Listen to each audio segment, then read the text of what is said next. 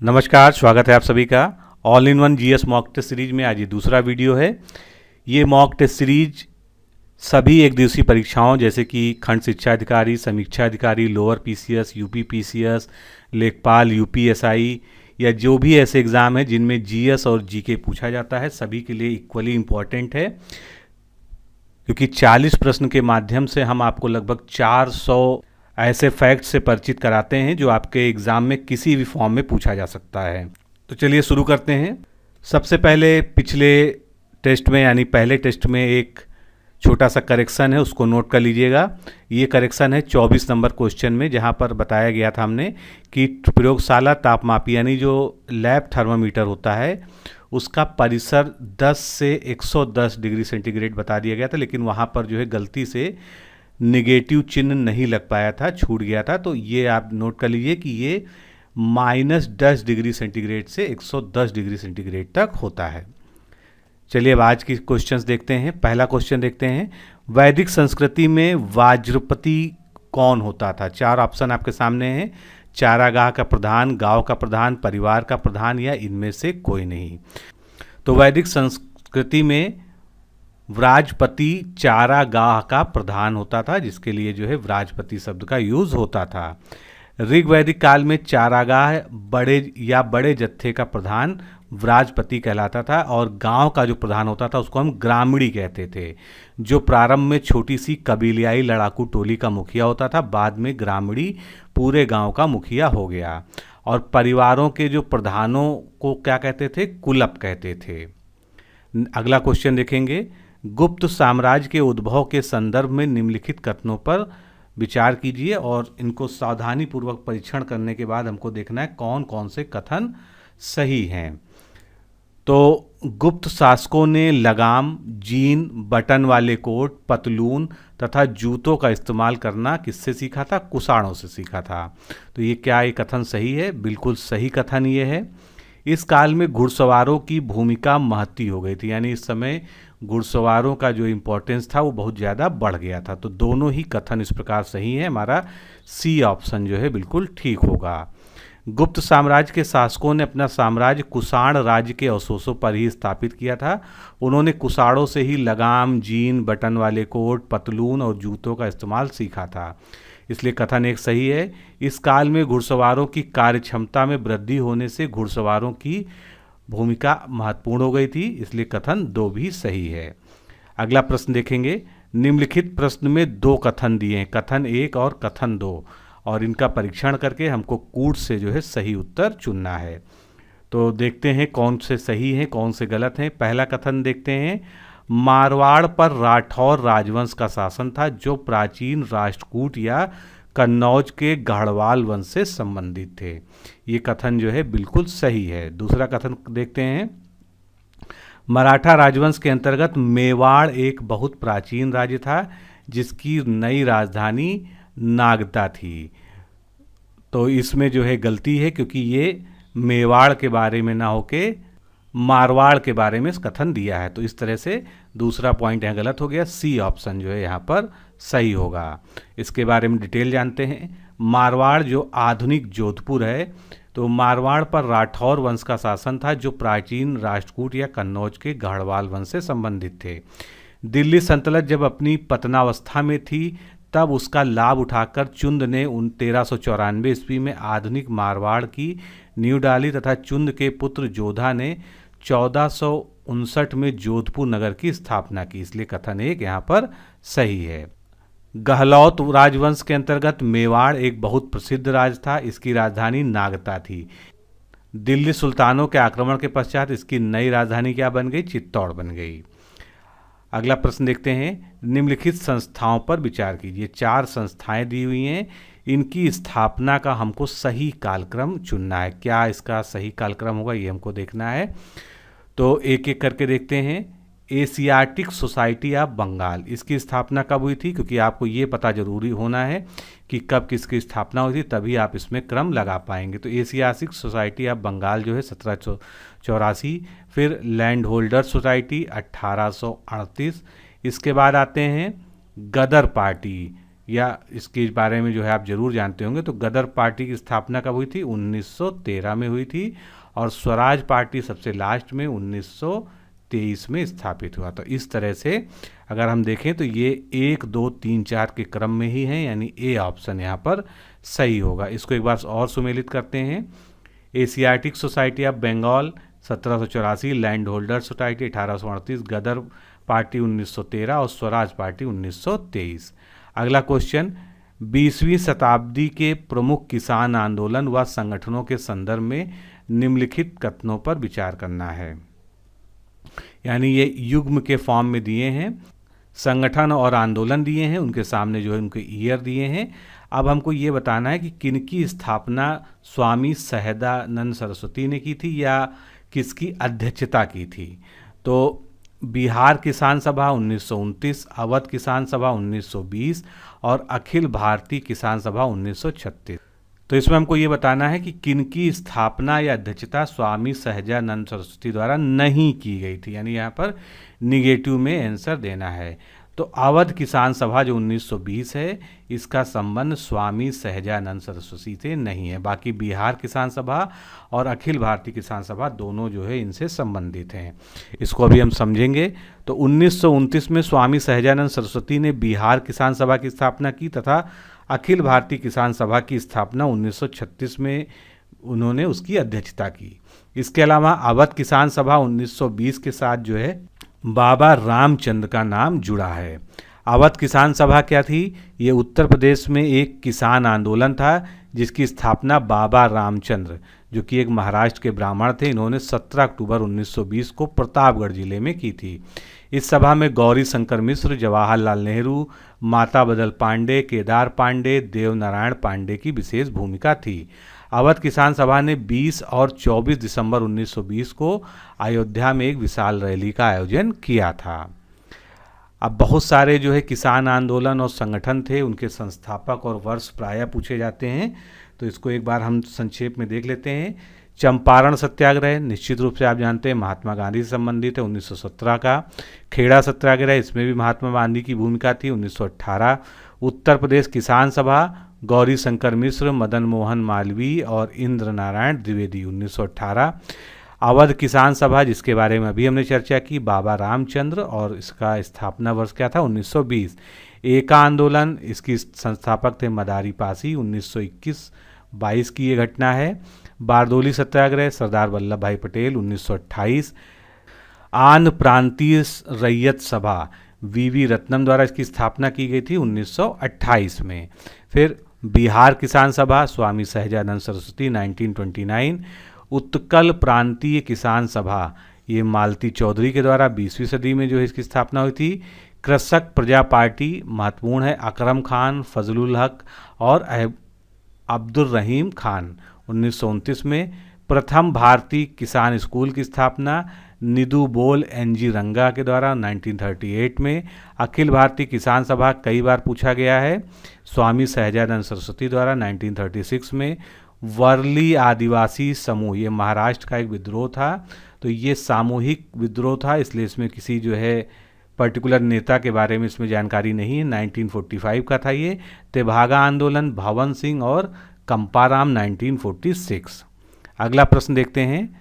सूची 1 जिसमें पहाड़ी दर्रे दिए हुए हैं, सूची 2 में राज्य और केंद्र शासित प्रदेशों के नाम दिए हैं, इनका हमको सही सुमेलन करना है। तो देखते हैं पाल घाट कहाँ पर है, काफ़ी फेमस है, केरला में है। फिर किंगरी विंगरी, हो सकता है आपने नाम ना सुना हो, लेकिन ये बहुत ही महत्वपूर्ण दर्रा है, कहाँ का? उत्तराखंड का। उसके बाद बात करते हैं चौंगला की, तो ये कहाँ पर है? लद्दाख में है। और थाल घाट कहाँ पर है? महाराष्ट्र में है।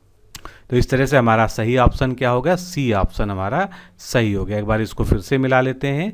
पाल घाट केरल, किंगरी विंगरी उत्तराखंड, चांगला लद्दाख और थाल घाट कहाँ का है? महाराष्ट्र का है। अब देश के कुछ प्रमुख दर्रे देख लेते हैं। लद्दाख में कौन कौन से स्थित हैं? कराकोरम, जोजिला, खारदुलांग और चांगला। उत्तराखंड में दीवान, पारंगला, माना दर्रा, नीति दर्रा, बाबा दर्रा, लिपुलोक दर्रा, किंगरी विंगरी, मणिरंग और मुनिंगला। बनिहाल और पीर पंजाल कहाँ पर हैं? जम्मू कश्मीर में है। रोहतांग, सिपकीला, यांगची, बड़ा लाचा, ये कहाँ पर? हिमाचल प्रदेश में है। जेलेपला और नाथुला कई बार पूछे गए हैं, सिक्किम में है। बोमडिला दर्रा, दिफू दर्रा, यांग्यांग दर्रा अरुणाचल प्रदेश में। भोर घाट और थाल घाट दोनों बहुत ही फेमस दर्रे हैं महाराष्ट्र के। तुजू दर्रा मणिपुर में है और पाल घाट कहाँ पर है? केरला में है। अगला प्रश्न देखते हैं, आप देश के एक विशिष्ट राज्य में हैं जिसकी विशेषताएं निम्नलिखित है। काफ़ी इंटरेस्टिंग क्वेश्चन है, इसको ध्यान से जो है समझिएगा। तो एक राज्य की विशेषता बताई जा रही है 5 पॉइंट में और हमको ये गेस करना है कि वो राज्य कौन सा है। तो यह उत्तर पूर्वी राज्यों में से एक पर्वतीय प्रदेश है। तो आप देख रहे हैं ऑप्शन में जो है चारों राज्य जो है उत्तर पूर्वी हैं। इसके पहाड़ उत्तर दक्षिण की ओर फैले हैं और सबसे ऊंची चोटी पर्व कौन सी है? फोंगपुरई है, जिसकी ऊंचाई 2165 है। इसके बाद इसके पश्चिम बांग्लादेश में चटगांव की पहाड़ियां स्थित हैं। यानी एक गेस आप ये लगा सकते हैं कि ये बांग्लादेश के पूर्व में स्थित है, क्योंकि इसके जो है पश्चिम में क्या है? चटगांव पहाड़ियां हैं। इसकी राजधानी नगर राष्ट्रीय राजमार्ग NH 454 पर स्थित है और इस राज्य के लुंगजेई जिले में 620 मीटर ऊंचा एक चोटी है जो कि उइफुम त्यांग श्रेणी पर स्थित है। तो अगर इन सभी विशेषताओं को हम मिलाएं तो ये किस राज्य की विशेषता है? ये मिजोरम राज्य की विशेषता है। बी ऑप्शन हमारा करेक्ट होगा। प्रश्न में दी गई सभी विशेषताओं का संबंध मिजोरम राज्य से है। ये भारत के पूर्वोत्तर में स्थित एक पर्वतीय प्रदेश है जिसके पूर्व और दक्षिण में म्यांमार है यानी बर्मा, जो पूर्व नाम बर्मा था। पश्चिम में बांग्लादेश है, उत्तर में असम है, उत्तर पूर्व में जो है मणिपुर और उत्तर पश्चिम में त्रिपुरा है। भारत सरकार द्वारा 20 फरवरी 1987 को इसको भारत के 23वें पूर्ण राज्य का दर्जा दिया गया था। मिजोरम के निवासी मुख्यतया मंगोलायड प्रजाति के हैं। मिजोरम की राजधानी आइजॉल है जो कि राष्ट्रीय राजमार्ग 54 पर स्थित है और मिजोरम राज्य का ये एक जिला है और इसकी राजधानी नगर भी है। अगला प्रश्न देखते हैं, आकार के अनुरूप ग्रहों को सही अवरोही क्रम में विकल्प में लगाइए। किस विकल्प में जो है सारे ग्रह जो है अवरोही क्रम में दिए गए हैं? आकार के अनुरूप, यहाँ पर आकार की बात की जा रही है। तो सबसे बड़ा हमको सोचना पड़ेगा, अवरोही क्रम में सबसे पहले आएगा और उसके बाद जो है सबसे छोटा आएगा। तो सबसे बड़ा आप देख रहे हैं सी और डी ऑप्शन में, दोनों में ही बृहस्पति दी है। तो आप ये समझ सकते हैं कि सी और डी में से एक ऑप्शन होना चाहिए, क्योंकि आप जानते हैं आकार के हिसाब से बृहस्पति सबसे बड़ा ग्रह है। अब इसके बाद जो है शनि आता है या अरुण आता है, ये आपको डिसाइड करना है। तो इसके बाद कौन आता है? अरुण आता है, फिर पृथ्वी और मंगल। तो डी ऑप्शन यहाँ पर हमारा करेक्ट होगा। सूर्य की परिक्रमा करने वाले प्रकाश रहित आकाशीय पिंड क्या कहलाते हैं? ग्रह या प्लैनेट कहलाते हैं। और सूर्य की परिक्रमा करने वाले ये पिंड सूर्य के प्रकाश से ही चमकते हैं तथा ऊष्मा प्राप्त करते हैं। वर्तमान में ग्रहों की संख्या अब 8 है और सौर मंडल का सबसे बड़ा व छोटा ग्रह कौन सा है? क्रमशः सबसे बड़ा बृहस्पति है, उस सबसे छोटा बुध है। तो इस तरह के बहुत से प्रश्न आते हैं, उसको हम यहाँ पर व्याख्या में सॉल्व करते हैं। आकार के अनुसार ग्रहों का अवरोही क्रम, इसको आप जो है किसी भी फार्मूले से भी याद रख सकते हैं। बृहस्पति सबसे बड़ा है और बुध सबसे छोटा है, ये तो आपको याद ही रखना है। बृहस्पति के बाद नंबर आता है शनि का और शनि के बाद जो है नंबर आएगा अरुण का, अरुण के बाद वरुण का। अरुण को हम यूरेनस कहते हैं, वरुण को नेपच्यून कहते हैं। प्रश्न में आप देख सकते हैं बृहस्पति के बाद शनि जो है सी ऑप्शन में दिया था, लेकिन उसके बाद जो है सबसे छोटा ग्रह दे दिया था। ये क्रम जो है सही नहीं है, इसीलिए बृहस्पति के बाद अरुण, अरुण के बाद पृथ्वी, पृथ्वी के बाद मंगल, ये क्रम जो है बिल्कुल सही था। 5वें नंबर पर पृथ्वी आती है, उसके बाद शुक्र आता है, फिर मंगल, फिर बुध। फिर अब हम मास की बात करते हैं, द्रव्यमान की। तो द्रव्यमान में भी सबसे बड़ा ग्रह बृहस्पति है, उसके बाद शनि, उसके बाद वरुण, उसके बाद अरुण, फिर पृथ्वी, शुक्र, मंगल और बुध। यहाँ पर जो है द्रव्यमान के अनुसार भी बुध जो है सबसे छोटा है। फिर सूर्य से दूरी के क्रम में तो सबसे पास सूर्य के कौन सा है? बुध है, सॉरी। उसके बाद सबसे दूर कौन सा है? वरुण है। पहला और आखिरी आप याद रखेंगे तो कई सारे जो सीक्वेंस होते हैं उनको सॉल्व करने में आसानी होती है। बुध के बाद आगे चलते हैं, शुक्र आ जाता है, शुक्र के बाद तीसरे नंबर पर पृथ्वी आ जाती, पृथ्वी के बाद मंगल, मंगल के बाद बृहस्पति, फिर शनि, फिर अरुण और उसके बाद वरुण। तो ये सूर्य से दूरी के अनुसार जो है ग्रहों का क्रम हो गया। अब जो है बात करते हैं ग्रहों के घनत्व के आधार पर। तो सबसे अधिक घनत्व किसका है? पृथ्वी। तो घनत्व के अनुसार ग्रहों का अवरोही क्रम क्या हो जाएगा? तो सबसे ज़्यादा घनत्व किसका है? पृथ्वी का। उसके बाद बुध, शुक्र, मंगल, वरुण, बृहस्पति, अरुण और शनि। और इसमें सबसे कम घनत्व किसका हो जाएगा? शनि का हो जाएगा। फिर परिक्रमण अवधि के अनुसार ग्रहों का आरोही क्रम। तो सबसे कम परिक्रमण अवधि किसकी होगी? जो सूर्य के सबसे पास होगा यानी बुध, और जो सबसे दूर होगा वो सबसे ज़्यादा परिक्रमण अवधि उसकी होगी। तो बुध, शुक्र, पृथ्वी, मंगल, बृहस्पति, शनि, अरुण और वरुण, ये क्रम हो गया। परिक्रमण वेग। अब परिक्रमण वेग, तो परिक्रमण वेग जो है इसमें अवरोही क्रम क्या हो जाएगा? बुध हो जाएगा, शुक्र, पृथ्वी, मंगल, बृहस्पति, शनि, अरुण और वरुण। आगे चलते हैं ग्रहों से संबंधित कुछ और जो है आपके एग्जाम के पॉइंट ऑफ व्यू से जो वन लाइनर टाइप के क्वेश्चंस बन जाते हैं उसको देख लेते हैं। पृथ्वी से निकटतम ग्रह कौन सा हो जाएगा? शुक्र हो जाएगा। सूर्य से सबसे ज़्यादा दूरी पर कौन सा ग्रह है? वरुण यानी नेपच्यून है। सबसे ज़्यादा गर्म ग्रह कौन सा है? शुक्र है। पृथ्वी की जुड़वा ग्रह है, भोर का तारा, शाम का तारा, ये सभी उपाधियां किसको दी जाती हैं? शुक्र को दी जाती हैं। सर्वाधिक घनत्व वाला ग्रह कौन सा है? पृथ्वी है। लाल ग्रह किसको कहते हैं? मंगल ग्रह को लाल ग्रह कहते हैं। इसके बाद जो है सबसे चमकीला ग्रह शुक्र है। वलय युक्त ग्रह कौन सा है? शनि और अरुण है। न्यूनतम परिभ्रमण गति वाला कौन सा है? शुक्र है। सबसे लंबा वर्ष वाला ग्रह वरुण है। सबसे छोटा वर्ष वाला ग्रह कौन सा है? बुध है। सर्वाधिक तापांतर यानी जहाँ पर उच्चतम और न्यूनतम ताप में जो है सबसे ज़्यादा अंतर होता है वो बुध में होता है। हरे रंग का दिखाई देने वाला ग्रह कौन सा है? अरुण है, यूरेनस, क्योंकि यहाँ पर मीथेन बहुत ज़्यादा है। धुरी की पर सर्वाधिक तीव्र परिभ्रमण करने वाला ग्रह कौन सा है? बृहस्पति है। और सर्वाधिक उपग्रहों वाला ग्रह कौन सा है? शनि है। अगला प्रश्न देखते हैं। विश्व की प्रमुख घाटियां व उनकी अवस्थिति के संदर्भ में निम्नलिखित युग्मों पर विचार कीजिए। इसमें से कौन कौन से सुमेलित हैं, हमको उसको छांटना है। तो पंजशीर घाटी कहाँ पर है? ईरान में है क्या? नहीं, ईरान में नहीं है। ट्रेलर घाटी ऑस्ट्रेलिया में नहीं है। ग्रैंड घाटी कहाँ पर है? अमेरिका में है। तो इसमें से केवल जो है 3 सही है, यानी सी ऑप्शन जो है सही है। पंजशीर घाटी कहाँ पर है? अफगानिस्तान में है। अफगानिस्तान के पंजशीर प्रांत में है और ये घाटी पंजशीर नदी से घिरी हुई है। मृत्यु की घाटी या डेथ वैली कही जाने वाली टेलर घाटी जो है अंटार्कटिका में है। इसकी खोज 1903 में रॉबर्ट फॉल्कन ने की थी। और ग्रैंड घाटी या जिसको ग्रैंड कैनियन भी कहते हैं ये यूएसए से संबंधित है। अब कुछ जो है विश्व की प्रमुख घाटियाँ और कहाँ पर स्थित हैं ये देख लेते हैं। पो घाटी कहाँ पर है? इटली में स्थित है। वोल्गन ऑस्ट्रेलिया में। रैबिट घाटी यूएसए में। किंग घाटी ऑस्ट्रेलिया में। चुंबी घाटी ये भारत, भूटान एवं तिब्बत की सीमा पर है। प्लीजेंट घाटी यूएसए में है। एब्रो घाटी या एब्रो वैली स्पेन में है। स्वात घाटी काफ़ी फेमस है पाकिस्तान में।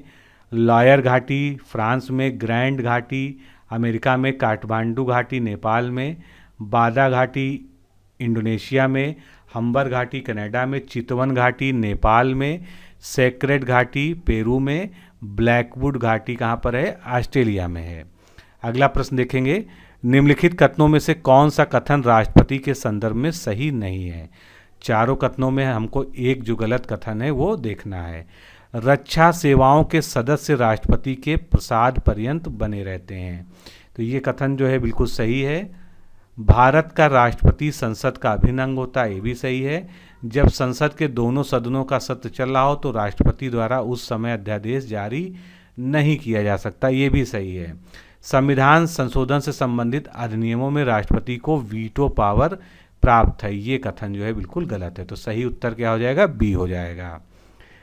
भारतीय संविधान के अनुच्छेद 310 के अनुसार रक्षा सेवाओं के सदस्य राष्ट्रपति के प्रसाद पर्यंत अपने पद पर रहते हैं। इसके साथ ही संघ की सिविल सेवा के सदस्य तथा केंद्र के अंतर्गत सैन्य असैन्य पदों को धारण करने वाले व्यक्ति राष्ट्रपति के प्रसाद पर्यंत पद पर बने रहते हैं। उसके बाद 24वें संविधान संशोधन 1979 के अंतर्गत राष्ट्रपति की संशोधन विधेयकों पर अपने स्वीकृति प्रदान करने की जो शक्ति थी उसको बाध्यकारी बना दिया गया है। अतः इस संदर्भ में राष्ट्रपति को कोई भी वीटो शक्ति नहीं है, यानी वो किसी भी दशा में संविधान संशोधन विधेयक को रिफ्यूज नहीं कर सकता है। अनुच्छेद 123 के अनुसार राष्ट्रपति को अध्यादेश जारी करने की शक्ति प्राप्त है। इस संदर्भ में जब संसद के दोनों सदन अथवा कोई भी एक सदन सत्र में ना हो तो उस स्थिति में राष्ट्रपति अध्यादेश जारी कर सकता है। लेकिन अगर संसद के दोनों सदनों का सत्र चल रहा है तो राष्ट्रपति द्वारा अध्यादेश जारी नहीं किया जा सकता है। संविधान के अंतर्गत भारत के संसद के 3 भाग हैं, लोकसभा, राज्यसभा तथा राष्ट्रपति। तो इस प्रकार से भारत का जो राष्ट्रपति है वो संसद का एक अभिन्न अंग है। अगला प्रश्न देखते हैं, निम्नलिखित पर विचार कीजिए। संविधान की मूल विशेषताओं के संबंध में 4 आपके सामने तथ्य दिए हैं। कौन कौन से? न्यायिक समीक्षा, कल्याणकारी राज्य, विधि का शासन और संसदीय प्रणाली। आपको ये बताना है कि कौन सी जो है भारत की संविधान की मूल विशेषताओं को प्रकट करते हैं। तो ये चारों ही यानी 1, 2, 3, 4 न्यायिक समीक्षा, कल्याणकारी राज्य, विधि का शासन और संसदीय प्रणाली, ये चारों ही संविधान की मूल विशेषताओं में शामिल हैं। इसके अलावा सारी विशेषताएं हम देख लेते हैं जो मूल विशेषताओं में आते हैं। न्याय तक सभी की प्रभावी पहुंच, संविधान का पंथनिरपेक्ष अस्तित्व, संविधान की सर्वोच्चता, न्यायिक समीक्षा, कल्याणकारी राज्य, विधि का शासन और संसदीय प्रणाली, ये सभी जो है मूल विशेषताएं हैं भारतीय संविधान की।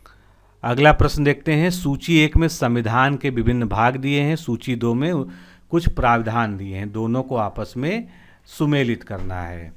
तो भाग 15 किससे संबंधित है? निर्वाचन या इलेक्शन से संबंधित है। इसके बाद भाग 16 की बात करें तो ये कुछ वर्गों के संबंध में विशेष उपबंध दिए हुए हैं। भाग 17 में क्या दिया हुआ है? राजभाषा संबंधी प्रावधान दिया हुआ है और भाग 18 में आपातकालीन उपबंध दिए हैं। तो इस तरह से बी ऑप्शन यहाँ पर हमारा करेक्ट होगा।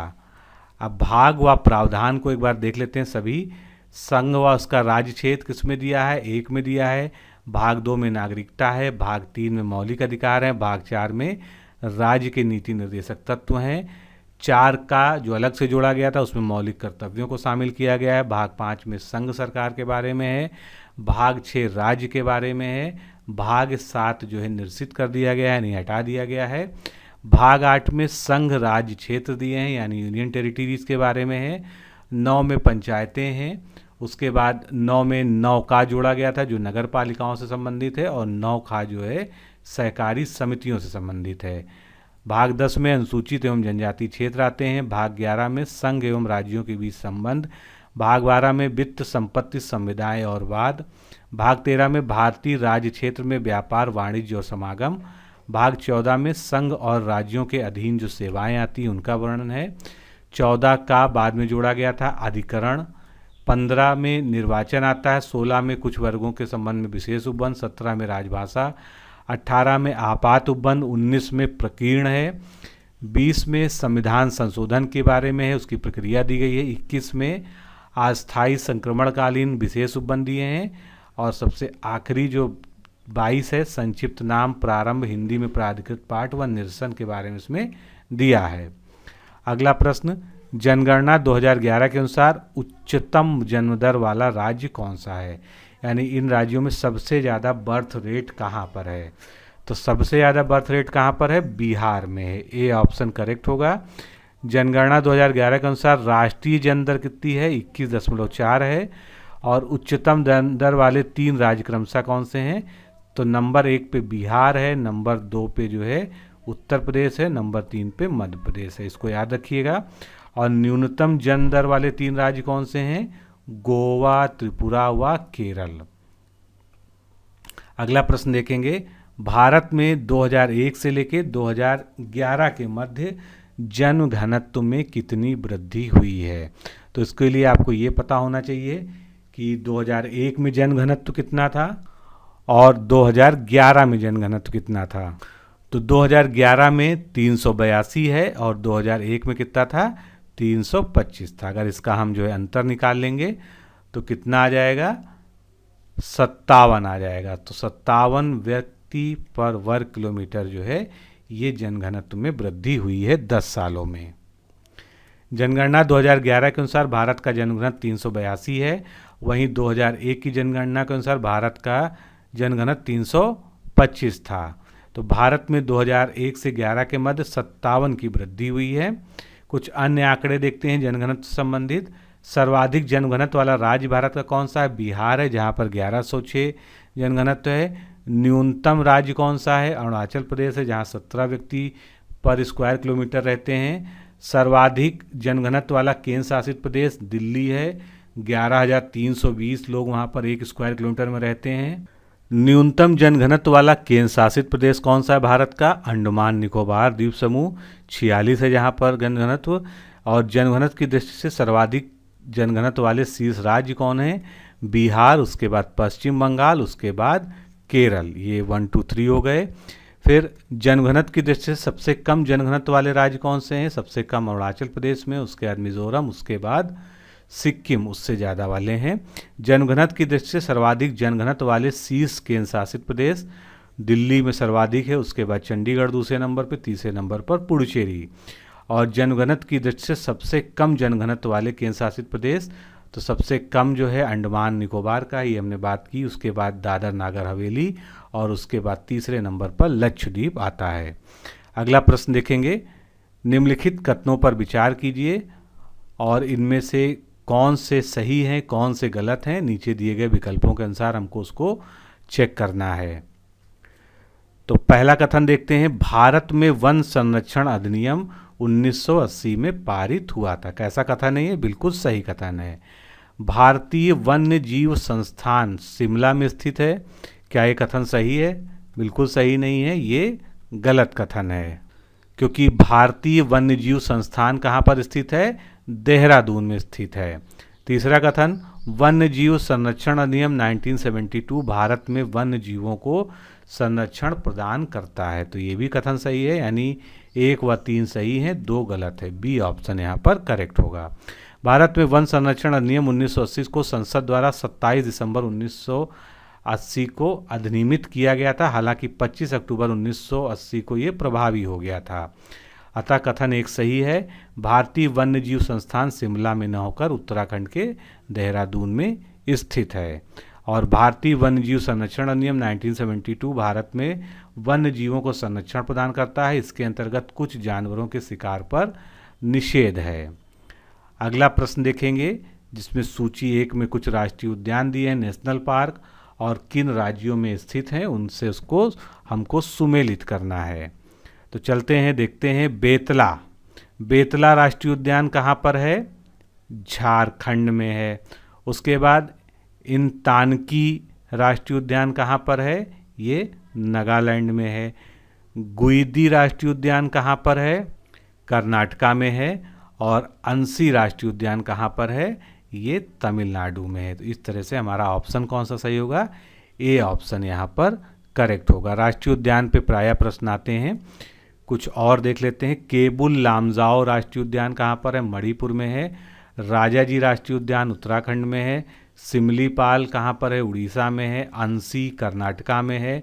भरतपुर पश्चिमी बिहार काफ़ी फेमस है, राजस्थान में है। बांदीपुर राष्ट्रीय उद्यान कर्नाटका में। गिर वन राष्ट्रीय उद्यान गुजरात में बहुत ही फेमस है शेरों के लिए। गूगामल राष्ट्रीय उद्यान कहाँ पर है? महाराष्ट्र में। बांधवगढ़ मध्य प्रदेश। इंतनाकी नागालैंड में। मानस राष्ट्रीय उद्यान असम में। संजय राष्ट्रीय उद्यान मध्य प्रदेश में। काजीरंगा जो कि एक सींग वाले गैंडों के लिए फेमस है, ये कहाँ पर है? असम में है। बेतला झारखंड में है। कार्बेट उत्तराखंड में है। इंद्रावती राष्ट्रीय उद्यान छत्तीसगढ़। गुइदी राष्ट्रीय उद्यान तमिलनाडु। सरिस्का राजस्थान। पापीकोंडा आंध्र प्रदेश। और दाची ग्राम राष्ट्रीय उद्यान कहाँ पर है? जम्मू कश्मीर में। अगला प्रश्न देखेंगे, निम्नलिखित में से कौन सी मृदा गेहूं की कृषि के लिए सबसे उपयुक्त है? तो इसका सही उत्तर क्या होगा? दोमट मृदा। सी ऑप्शन यहाँ पर बिल्कुल करेक्ट है। गेहूं की फसल का विकास सुअपवाहित दोमट मृदा में सर्वोत्तम ढंग से होता है। जब गेहूं का वर्धन काल होता है तब इसे मध्यम तापमान तथा वर्षा एवं कटाई के समय तेज धूप की आवश्यकता होती है। भारत विश्व में गेहूं उत्पादन में चीन के बाद दूसरे स्थान पर आता है।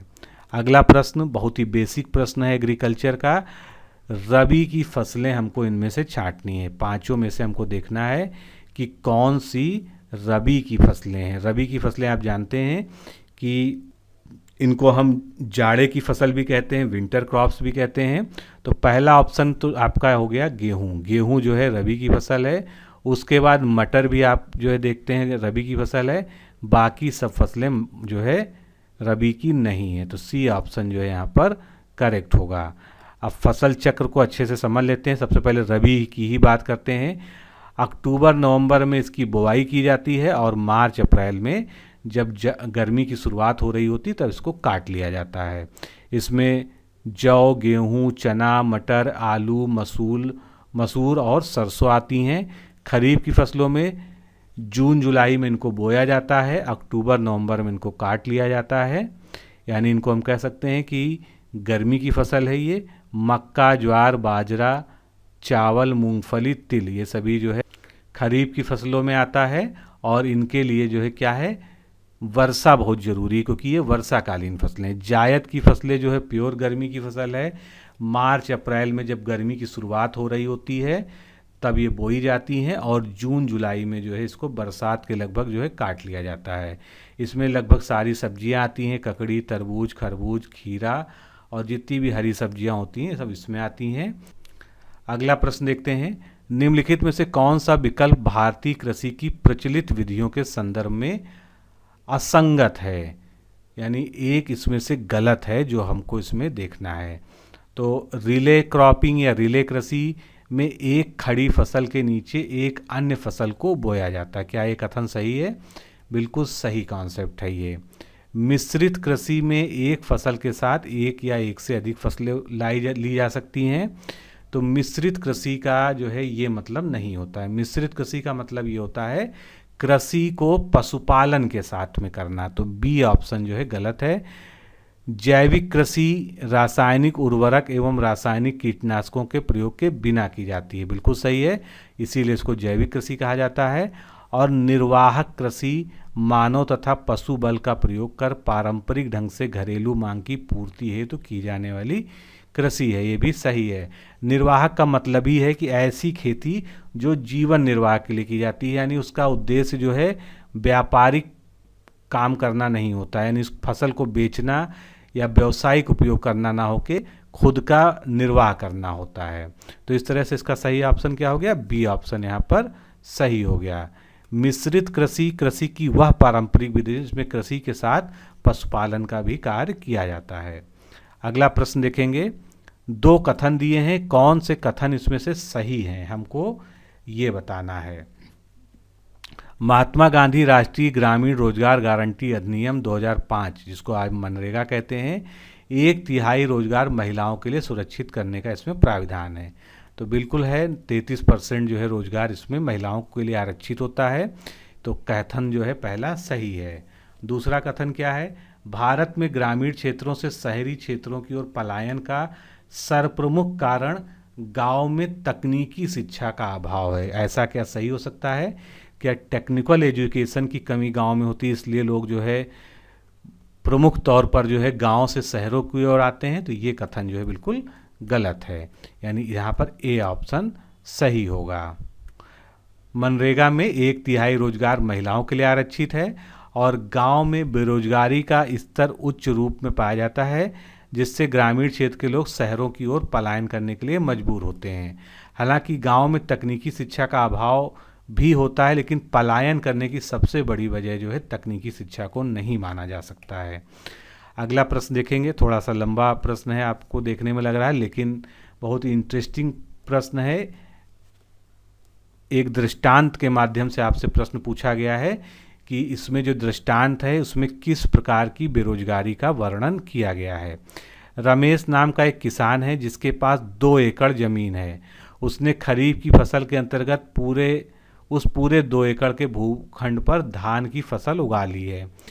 उस फसल के परिपक्व होने पर कटाई, मड़ाई व छटाई की प्रक्रिया संपादित करने के लिए उसे 3 श्रमिकों की आवश्यकता है, परंतु वह अपनी पत्नी व बच्चों सहित परिवार के सभी सदस्यों को कृषि कार्य में लगा देता है, जबकि उसे इसकी आवश्यकता नहीं है।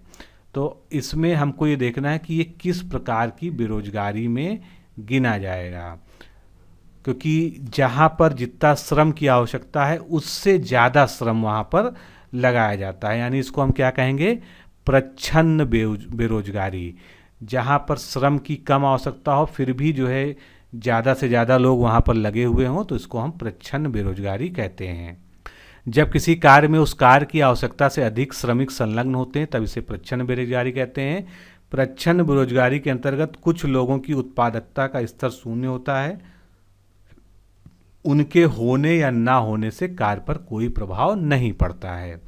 मौसमी बेरोजगारी क्या होती है, तो ये बेरोजगारी का वह प्रकार है जब लोग वर्ष के कुछ महीनों में ही रोजगार प्राप्त करते हैं, शेष समय बेरोजगार रहते हैं, यानी उनका काम जो है किसी न किसी एक सीजन पर डिपेंड करता है।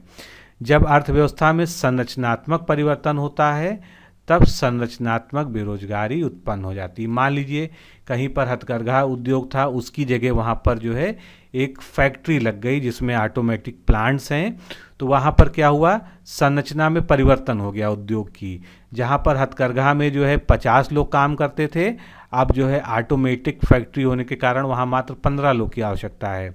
तो ऐसे में जो 35 लोग बेरोजगार हो गए वो संरचनात्मक बेरोजगारी का यानी स्ट्रक्चरल अनएम्प्लॉयमेंट का शिकार हो गए। जब श्रम बाजार में लोग एक रोजगार को छोड़कर दूसरे रोजगार की तलाश करने लगते हैं तब ऐसी बेरोजगारी घर्षण जनित बेरोजगारी कहलाती है। अगला प्रश्न देखेंगे। सूची 1 में कुछ समितियां दी हैं, सूची 1 में उससे संबंधित विषय दिए हैं, इनका हमको सुमेलन करना है। तो अरविंद मोदी समिति किस लिए बनी थी, प्रत्यक्ष कर के सरलीकरण हेतु। प्रोफेसर रमेश चंद समिति थोक मूल्य सूचकांक में संशोधन के लिए बनाई गई थी। सुखमय चक्रवर्ती समिति ये जो है मौद्रिक प्रणाली के कामकाज के आकलन के लिए बनाई गई थी। और देवेंद्र फडणवीस समिति ये कृषि अर्थव्यवस्था में सुधार के लिए बनाई गई थी। तो इस प्रकार डी ऑप्शन जो है यहाँ पर सही है। कुछ अन्य समितियाँ देख लेते हैं जो महत्वपूर्ण एग्जाम के पॉइंट ऑफ व्यू से। आबिद हुसैन समिति लघु उद्योग के लिए बनाई गई थी। अथरेया समिति आईडीबीआई का जो है पुनर्गठन करने के लिए। बेसल समिति बैंकिंग पर्यवेक्षण के लिए। भूरेलाल समिति मोटर वाहन में कर वृद्धि के लिए। बिमल जालान समिति 2018 की आरबीआई के पास मौजूद कैपिटल रिजर्व की समीक्षा हेतु। दवे समिति असंगठित क्षेत्र के लिए पेंशन योजना बनाने के लिए। सुमा वर्मा समिति 2004 की ये बैंकिंग लोकपाल के लिए बनाई गई थी। हनुमंत राव समिति उर्वरक से संबंधित थी। ये जानकी रमण समिति पूछा गया है कई बार प्रतिभूत लेन देन के संबंध में। केलकर समिति 2002 की कर संरचना में यानी टैक्स स्ट्रक्चर में सुधार के लिए। खुसरो समिति कृषि ऋण प्रणाली के लिए। महाजन समिति चीनी उद्योग के लिए बनाई गई थी। मल्होत्रा समिति बीमा क्षेत्र की व्यापक रूपरेखा के लिए। नरसिम्हन समिति 1991 की बैंकिंग क्षेत्र में सुधार के लिए। पारेख समिति इंफ्रास्ट्रक्चर फाइनेंसिंग के लिए। राधा कृष्णन आयोग 1948 का विश्वविद्यालय अनुदान आयोग की स्थापना यानी यूजीसी की स्थापना से संबंधित समिति है। रेखी समिति इनडायरेक्ट टैक्स से रिलेटेड है। सरकारी आयोग बहुत बार पूछा गया है, केंद्र राज्य संबंधों के लिए बनाई गई थी। स्वामीनाथन समिति 2004 की किसानों के सामने आने वाली समस्याओं का पता लगाने के लिए बनाई गई थी। वाघुल समिति भारत में मुद्रा बाजार से संबंधित थी। शाह समिति गैर बैंकिंग वित्तीय कंपनियों में सुधार। और शिव रामन समिति 1979 नाबार्ड की स्थापना के लिए बनाई गई थी। अगला क्वेश्चन देखते हैं। निम्नलिखित खाद्य फसलों पर विचार कीजिए। गन्ना, आलू और अदरक तीनों में क्या समानता है, ये हमको चारों ऑप्शन दिए हैं आपके सामने, इसमें से बताना है कि इसमें से क्या समान है। तो गन्ना, आलू और अदरक में समानता ढूंढनी है। ये सभी क्या है, ये तने का रूपांतरण है यानी स्टेम का मॉडिफिकेशन है। ए ऑप्शन जो है यहाँ पर करेक्ट होगा। गन्ना, आलू तथा अदरक तीनों ही तने का रूपांतरण है क्योंकि इनका संग्रह अंग जो है तना होता है। सलजम, गाजर और शकरकंद जड़ों की श्रेणी में आते हैं और चट्टान पर उगने वाले जो पौधे होते हैं उनको हम शैलोद्भिद या लिथोफाइट्स कहते हैं। अगला प्रश्न देखेंगे। इसमें 3 कथन दिए हुए हैं, कौन से कथन सही नहीं हैं हमको ये बताना है। अफीम पके फल के लेटेक्स से प्राप्त किया जाता है, कैसा कथन है? गलत कथन है। माइटोकॉन्ड्रिया को कोशिका का पावर हाउस कहा जाता है, बिल्कुल सही कथन है ये। डॉल्फिन एक उभयचर जलीय जंतु है, ये भी कथन जो है गलत है। तो इस तरह से क्या ऑप्शन सही होगा? एक और तीन। एक और तीन जो है कथन सही नहीं है, केवल कथन संख्या 2 सही है। अब इसकी व्याख्या से समझते हैं। कथन एक सही नहीं है, क्यों? क्योंकि अफीम बिना पके हुए फल की जगह बिना पके फल के लेटेक्स से प्राप्त किया जाता है। माइटोकॉन्ड्रिया प्रोकैरियोटिक जीवों, जीवाणु और बीजीय यानी ब्लू ग्रीन एल्गी नील हरित शैवाल को छोड़कर अन्य सभी यूकैरियोटिक सजीव पादपों में की जंतु कोशिकाओं में पाया जाता है, बिल्कुल सही है। श्वसन संबंधित सभी प्राकृतिक क्रियाएं कोशिका द्रव्य में संपन्न होती हैं, साइटोप्लाज्म में, तथा शेष क्रियाएं जो है माइटोकॉन्ड्रिया में संपन्न होती हैं। और क्रिया के अंतिम चरण में अधिकांश ऊर्जा उत्पन्न होने के कारण माइटोकॉन्ड्रिया को कोशिका का पावर हाउस कहते हैं, क्योंकि एटीपी का प्रोडक्शन जो है फाइनली यहीं पर होता है। डॉल्फिन एक जलीय जंतु है, इसको स्तनी वर्ग यानी मैमेलिया में रखते हैं, और मैमेलिया में जो इसका क्लास है वो क्या है? सिटेसिया है, इसलिए कथन 3 सही नहीं है।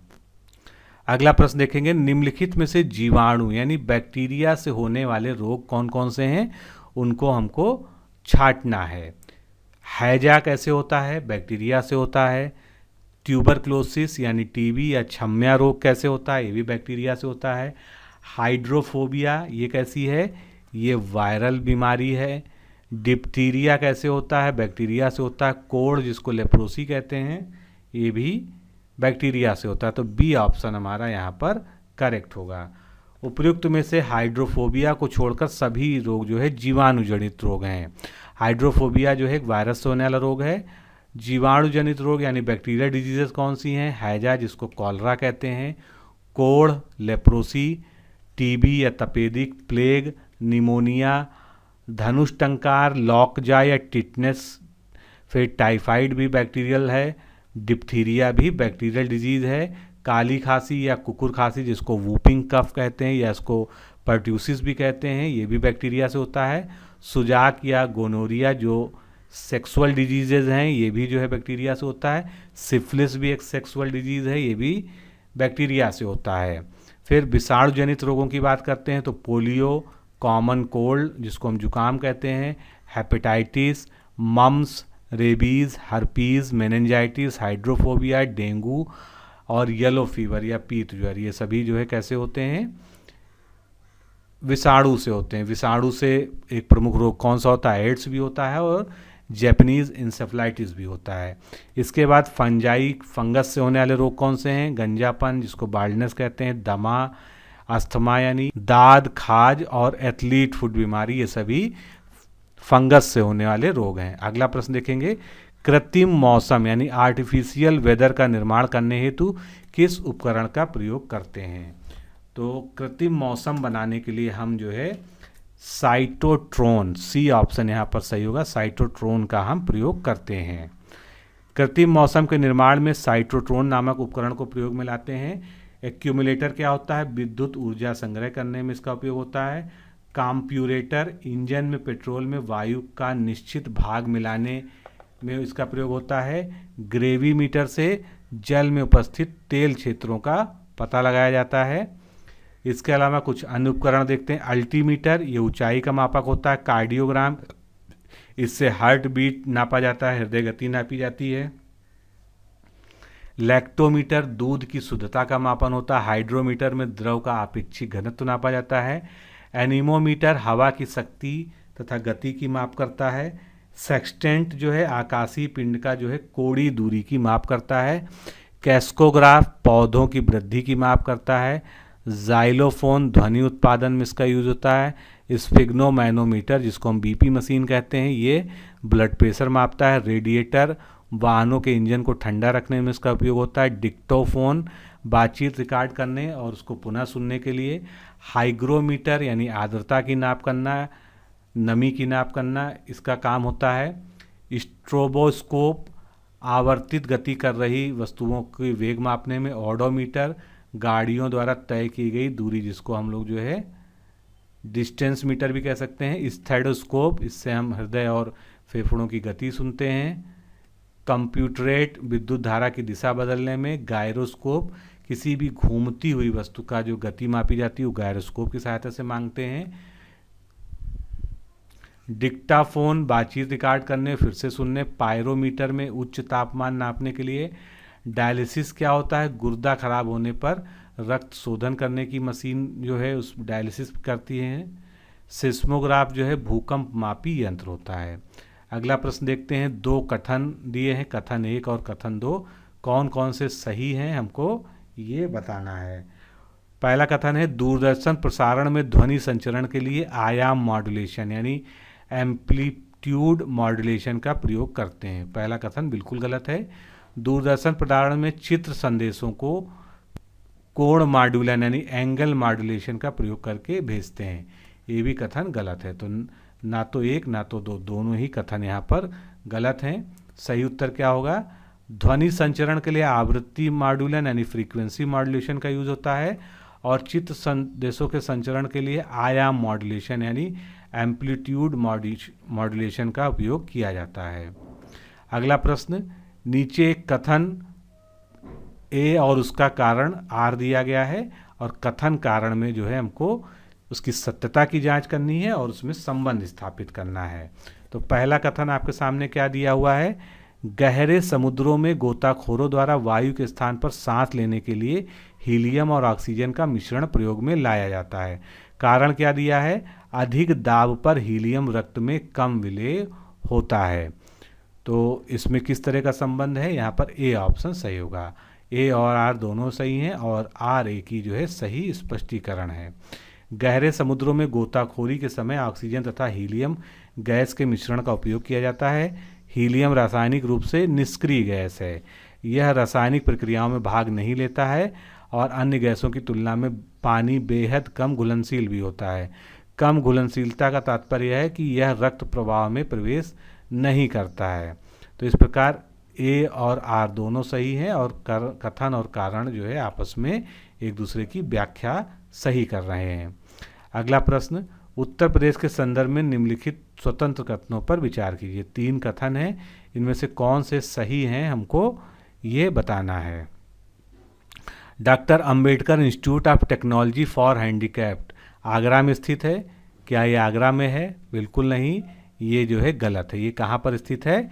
कानपुर में स्थित है। उत्तर प्रदेश कृषि अनुसंधान परिषद कहाँ पर है? लखनऊ में है, बिल्कुल सही है दूसरा कथन।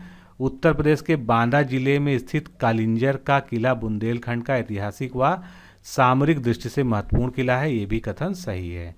तो बी ऑप्शन इसमें सही हो गया, 2 और 3 कथन सही थे। डॉक्टर अंबेडकर प्रौद्योगिकी विकलांग संस्थान कानपुर में स्थित है।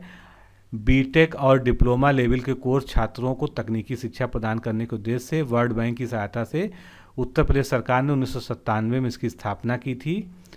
उत्तर प्रदेश कृषि अनुसंधान परिषद की स्थापना 14 जून 1989 को हुई थी। इसका मुख्यालय लखनऊ में स्थित है और कालिंजर का किला बांदा जिले में स्थित है। ये ऐतिहासिक दृष्टि से बुंदेलखंड का एक महत्वपूर्ण किला था। प्राचीन समय में यह जेजाग भुक्ती साम्राज्य के अधीन था।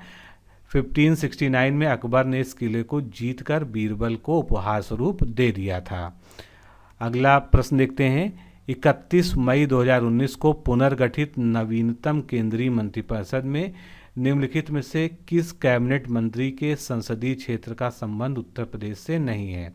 यानी ये चारों कैबिनेट मिनिस्टर हैं, इनमें से कौन उत्तर प्रदेश से संबंधित नहीं है हमको ये बताना है। तो राजनाथ सिंह, महेंद्र नाथ पांडे और स्मृति ईरानी, इनके संसदीय क्षेत्र कहाँ हैं? उत्तर प्रदेश में। लेकिन नरेंद्र सिंह तोमर ये जो है इनका संसदीय क्षेत्र उत्तर प्रदेश में ना होके कहाँ पर है? मुरैना में है, यानी मध्य प्रदेश में है।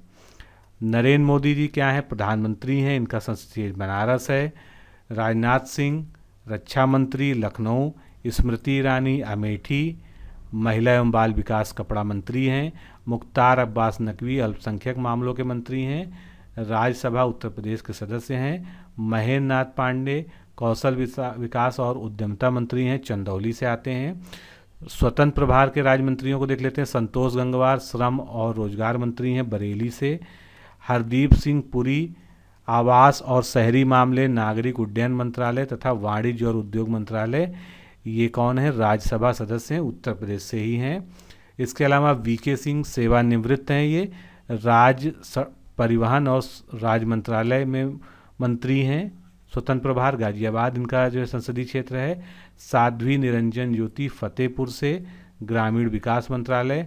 और संजीव कुमार बालियान पशुपालन, डेयरी और मत्स्य पालन मंत्रालय, मुजफ्फरनगर। नेक्स्ट क्वेश्चन देखते हैं। मुख्यमंत्री योगी आदित्यनाथ ने मुख्यमंत्री बनने के बाद पहली विदेश यात्रा किस पड़ोसी देश के लिए की थी?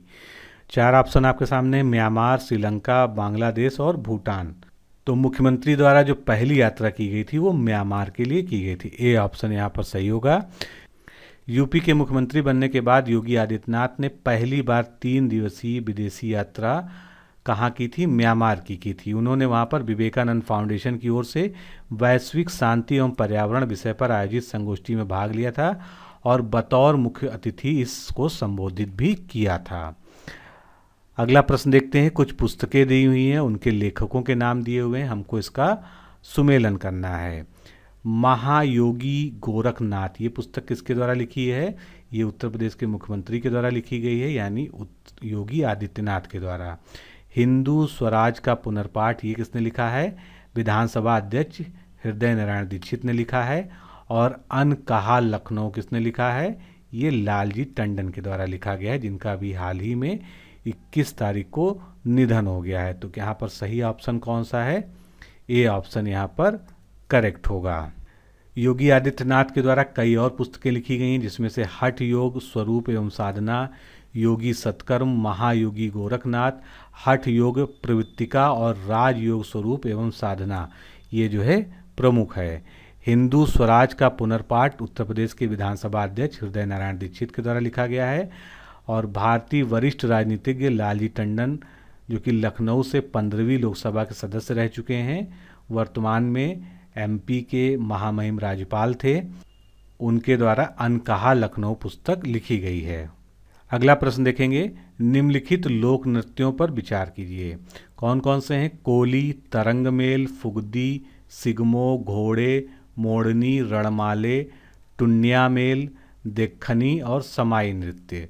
ये सभी नृत्य कहाँ से संबंधित हैं? किस राज्य के हैं? 4 ऑप्शन दिए हैं, राजस्थान, छत्तीसगढ़, झारखंड और गोवा। तो इसका सही उत्तर क्या होगा? गोवा। ये सारे ही नृत्य कहाँ से संबंधित हैं? गोवा राज्य से संबंधित हैं। अगला प्रश्न देखेंगे। इसमें मंदिर दिए हैं एक तरफ और एक तरफ स्थान दिए हैं युग्म के फॉर्म में। इसमें हमको बताना है कि कौन कौन से युग्म सही सुमेलित हैं। महाबलीपुरम कहाँ पर स्थित है? महाबलीपुरम मंदिर जो है तमिलनाडु में है, बिल्कुल सही है। ओंकारेश्वर मंदिर कहाँ पर है? मध्य प्रदेश में है, मध्य प्रदेश के खंडवा में है, ये बिल्कुल सही है। तीसरा क्या है? कैलाशनाथ मंदिर। कैलाशनाथ मंदिर जो है वर्ल्ड फेमस है अपनी वास्तुशिल्प के लिए। ये कहाँ पर है? आंध्र प्रदेश में नहीं है, ये है कहाँ पर? ये एलोरा की गुफाएं जो महाराष्ट्र में है वहाँ पर है। तो इस तरह से इसमें कौन से सही है? केवल 1 व 2, यानी सी ऑप्शन यहाँ पर करेक्ट होगा। अगला प्रश्न देखेंगे। निम्नलिखित कथनों का सावधानीपूर्वक परीक्षण कीजिए तथा निर्णय लीजिए कि इनमें से कौन से कथन सही नहीं है, यानी हमको इसमें गलत कथनों की पहचान करनी है। थुम्बा रॉकेट प्रक्षेपण केंद्र, जिसको हम TERLS कहते हैं, ये क्या उड़ीसा राज्य में स्थित है? बिल्कुल गलत है, क्योंकि ये उड़ीसा में स्थित नहीं है। ये कहाँ पर है? केरल में है। केरल की राजधानी तिरुवनंतपुरम में ये स्थित है। दूसरा, भारत का उपग्रह प्रक्षेपित करने का केंद्र श्रीहरिकोटा रेंज कहाँ पर है? तमिलनाडु में। ये भी गलत है, ये तमिलनाडु में नहीं है। श्रीहरिकोटा कहाँ पर है? आंध्र प्रदेश में जो है ये स्थित है। और भारत का सुदूर संवेदन संस्थान कहाँ पर है? यानी Indian institute of remote sensing Uttarakhand के देहरादून में। तो इस तरह से केवल तीसरा जो है कथन इसमें सही है और पहले और दूसरे गलत हैं, इसलिए ए ऑप्शन यहाँ पर करेक्ट होगा। श्रीहरिकोटा द्वीप आंध्र प्रदेश के निकट पुलिकट झील के पास एक द्वीप है। इसी स्थान से पर सतीश धवन अंतरिक्ष केंद्र में भारत का एकमात्र उपग्रह प्रक्षेपण केंद्र स्थित है। और सुदूर संवेदन संस्थान देहरादून में स्थित है। अगला प्रश्न देखेंगे, किसी कॉल सेंटर के कर्मचारियों द्वारा एक ही स्थान पर उपयोग किए जाने वाले निजी नेटवर्क को यानी प्राइवेट नेटवर्क का सही वर्गीकरण इनमें से क्या है? तो उसको हम क्या कहेंगे? लोकल एरिया नेटवर्क कहेंगे, लैन। ए ऑप्शन यहाँ पर करेक्ट होगा। लैन जो है किसी लघु भौतिक क्षेत्र को आच्छादित करता है, जैसे घर, कार्यालय, स्कूल, रेलवे प्लेटफॉर्म, हवाई अड्डा या किसी एक भवन में चल रही कंपनी इत्यादि को। उसके बाद मेट्रोपॉलिटन एरिया नेटवर्क, जिसको मैन कहते हैं, इसका दायरा लैन से बड़ा होता है और वैन से छोटा होता है, जो एक शहर से दूसरे शहर को जोड़ता है। वाइड एरिया नेटवर्क, जिसको वैन कहते हैं, ये विशाल भौगोलिक दूरियों तक विस्तृत होता है, जो एक काफ़ी बड़े भौगोलिक समूह को आवृत करता है। अगला प्रश्न देखेंगे, निम्नलिखित में से कौन सा देश अपने मौसम तथा जलवायविक गतिविधियों का अध्ययन करने के लिए एक उपग्रह को मंगल ग्रह पर भेज रहा है? बहुत ही रिसेंट घटना है करंट अफेयर्स की। तो ये किसने भेजा है? संयुक्त अरब अमीरात के द्वारा जो है ये उपग्रह लॉन्च भी कर दिया गया है और इसका नाम जो है होप दिया गया है। 1.3 टन वजनी इस उपग्रह को होप नाम दिया गया है। इसे जापान के तानेगाशिमा स्पोर्ट्स पोर्ट से H-21 रॉकेट के जरिए लॉन्च किया गया। अगला प्रश्न देखते हैं, कोरोना वायरस के बारे में जागरूकता उत्पन्न करने के लिए कई सोशल मीडिया प्लेटफॉर्म ने अपने फीचर लॉन्च किए हैं। इस संबंध में सही सुमेलन को चिन्हित करना है। व्हाट्सएप गो बिल्कुल गलत है, ऐसा कोई जो है फीचर लॉन्च नहीं हुआ है। इंस्टाग्राम गो कोरोना, ऐसा भी लॉन्च नहीं हुआ है। फेसबुक ने कोरोना वायरस टिप्स, ऐसा भी कोई प्लेटफॉर्म लॉन्च नहीं हुआ। तो तीनों ही यहाँ पर गलत हैं। सही सुमेलन क्या है? व्हाट्सएप ने व्हाट्सएप चैटबॉट लॉन्च किया है, इंस्टाग्राम ने इंस्टाग्राम फीड लॉन्च किया है और फेसबुक ने corona virus information centre launch किया है। इसके अलावा कोरोना वायरस के बारे में जागरूकता उत्पन्न करने के लिए गूगल ने google.com/COVID-19 नामक एक वेबसाइट को शुरू किया है। अगला प्रश्न देखते हैं, इलेक्ट्रॉनिक व सूचना प्रौद्योगिकी मंत्रालय द्वारा बनाए गए corona tracking app Aarogya Setu के ब्रांड एम्बेसडर कौन हैं? तो रिसेंटली आरोग्य सेतु ऐप के जो ब्रांड एम्बेसडर बनाए गए वो कौन है? अजय देवगन है। सी ऑप्शन यहाँ पर सही है। कुछ और ब्रांड एम्बेसडर के बारे में जानते हैं। एडिडास के मानसी छिल्लर, मास्टर कार्ड के महेंद्र सिंह धोनी, पीटर इंग्लैंड आयुष्मान खुराना, कौशल भारत मिशन के प्रियंका चोपड़ा, नाडा के सुनील शेट्टी, ऑडी कार के लिए विराट कोहली, ओप्पो के एडी रेडमाइने, फिट इंडिया मिशन के Shilpa Agarwal, world wide fame India Vishwanath Anand, Tata power के Shardul Thakur, sports Adda Brett Lee, red bus के brand ambassador Mahendra Singh Dhoni, Visa के पीवी संधू, विक्को का ब्रांड एम्बेसडर हैं आलिया भट्ट, सीआरपीएफ की पीवी सिंधु, भारत पे का सलमान खान ब्रांड एम्बेसडर है, बिहार खादी के ब्रांड एम्बेसडर हैं पंकज त्रिपाठी। अगला प्रश्न देख लेंगे, देश में डिजिटल पेमेंट को बढ़ावा देने के लिए किस बैंक ने माई एप्स नाम का एक एप्लीकेशन लॉन्च किया है? माई एप्स किसके द्वारा लॉन्च किया गया है? HDFC के द्वारा। सी ऑप्शन यहाँ पर सही है। देश में डिजिटल पेमेंट को बढ़ावा देने के उद्देश्य से हाल ही में HDFC बैंक ने माई एप्स नाम की एक एप्लीकेशन लॉन्च किया। इस ऐप में कई बैंकिंग प्रोडक्ट को ग्राहकों की सुविधा के अनुसार एक साथ रखा गया है। तो दोस्तों आज की सीरीज में इतना ही, मिलते हैं अगले सेगमेंट में। नमस्कार, धन्यवाद। दोस्तों अगर आप लोअर PCS मुख्य परीक्षा 2019 देने जा रहे हैं तो आप हमारे संस्थान के द्वारा डिजाइन किए गए इस क्रैश कोर्स से जुड़ सकते हैं, जो कि आपको टेस्ट सीरीज, वीडियो लेक्चर्स और नोट्स के माध्यम से इस परीक्षा की संपूर्ण पाठ्यक्रम की तैयारी करवाएगा। इस क्रैश कोर्स के 2 मुख्य भाग हैं। पहला टेस्ट सीरीज है। टेस्ट सीरीज में जो है आप 11 फुल टेस्ट जो पूरे सिलेबस पर आधारित है मिलेंगे आपको, और 5 करंट अफेयर्स के अतिरिक्त टेस्ट मिलेंगे। जितने भी टेस्ट आपको मिलेंगे उनकी व्याख्यात्मक हल सहित आपको PDF मिलेगी। ये टेस्ट ऑनलाइन आप हमारे ऐप पर या वेबसाइट पर किसी भी प्रकार से दे सकते हैं। व्याख्यात्मक हल वाली PDF में प्रश्न उत्तर के फॉर्मेट में आपको संपूर्ण नोट्स प्रोवाइड किया जाता है। किस तरह का ये नोट्स है आप देख सकते हैं। तो ये आपके सामने जो है UPSSC lower PCS mains exam के लिए जो हमने टेस्ट सीरीज़ तैयार की है उसका डेमो PDF यानी टेस्ट 1 खुला हुआ है। और आप देख सकते हैं कि इस सेगमेंट में जो भी क्वेश्चन हमने सेलेक्ट किए हैं उसका पहले हमने उत्तर दिया है, उसकी व्याख्या लिखी है और व्याख्या से संबंधित जो भी महत्वपूर्ण चीज़ें हैं उसको संपूर्णता के साथ जो है नोट्स के फॉर्म में वहाँ पर आपको दे दिया गया। तो मात्र ये टेस्ट सीरीज नहीं है, ये अपने आप में संपूर्ण नोट्स है। आप देख सकते हैं इसी प्रकार जो है सभी प्रश्नों की आपको व्याख्या मिलेगी। जितना ज़रूरी डिटेल है जिस प्रश्न के बारे में सब कुछ जो है उसमें आपको देखने को मिलेगा, जिससे अगर इस टॉपिक से कोई भी रिलेटेड क्वेश्चन आ जाता है तो आपको जो है उस प्रश्न को सॉल्व करने में कोई दिक्कत ना हो। तो आप सबसे पहले फ्री डेमो टेस्ट PDF को प्राप्त कीजिए। उसके लिए आपको लोअर मेंस लिखकर इस नंबर पर भेजना है या इस वीडियो के डिस्क्रिप्शन और कमेंट बॉक्स में जो है आपका उसका लिंक दिया हुआ है, आप उसको वहाँ से डाउनलोड कर सकते हैं। अगर आप संतुष्ट हैं, आपको लगता है आपके एग्ज़ाम में ये डिस्क्रिप्टिव टेस्ट सीरीज सहायक होगी, तो आप निश्चित रूप से हमारे साथ जुड़ सकते हैं। वीडियो लेक्चर क्रैश कोर्स में आपको 3 सेगमेंट मिलते हैं, सामान्य हिंदी, मैथ्स और रीजनिंग। सामान्य हिंदी में आपको पूरे सिलेबस पर आधारित वीडियोस के साथ में PDF नोट्स भी मिलेंगे और इन वीडियो लेक्चर्स का भी डेमो उपलब्ध है। डेमो देखने के लिए आप हमारा डिकोड एग्जाम का ऐप डाउनलोड कर लीजिए। उसमें लॉगिन करके वीडियो सेक्शन में जाकर सभी सेगमेंट्स के एक एक वीडियो आप जो है एडमिशन लेने से पूर्व डेमो के तौर पर देख सकते हैं। अगर आपको लगे कि हमारे शिक्षक अच्छा पढ़ाते हैं, आपके अनुरूप पढ़ाते हैं, तो आप जो है निश्चित रूप से इस क्रैश कोर्स प्रोग्राम में जुड़ सकते हैं। और सामान्य हिंदी, मैथ और रीजनिंग इन वीडियो लेक्चर्स को आप अलग अलग भी ले सकते हैं, एक साथ भी ले सकते हैं, ये आपके ऊपर डिपेंड करता है। वीडियो लेक्चर्स के बारे में अधिक जानकारी के लिए आप इस नंबर पर सीधे कॉल करके या लोअर मेंस लिख के भेज सकते हैं। इसके अलावा अगर आप केवल सामान्य हिंदी का संपूर्ण नोट्स लेना चाहते हैं तो वो ई-बुक के फॉर्म में PDF में अवेलेबल है। उसके लिए आप लोअर हिंदी PDF बुक लिखकर इस नंबर पर भेज दीजिए। इसमें मुख्य परीक्षा के अनुरूप सामान्य हिंदी के सभी चैप्टर्स को पाठ्यक्रम के अनुसार जो है 100% कवर किया गया है, पूरा नोट्स दिया जाएगा। ये आप देख सकते हैं 300 से अधिक पन्ने की ये PDF है, जिसमें आपको जो है सारे चैप्टर्स जो है क्रमबद्ध तरीके से जो आपके सिलेबस में है वो आपको उपलब्ध कराए जाएंगे।